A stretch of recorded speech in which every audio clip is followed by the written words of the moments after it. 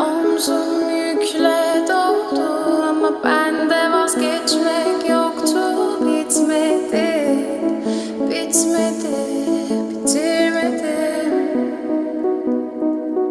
Ben özel değilim ya da öyle bir şey, ama sen varken hep böyle hissettim, böyle hissettim.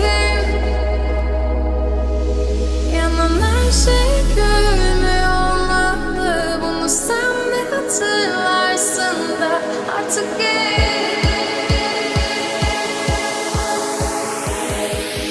böyle hissettim.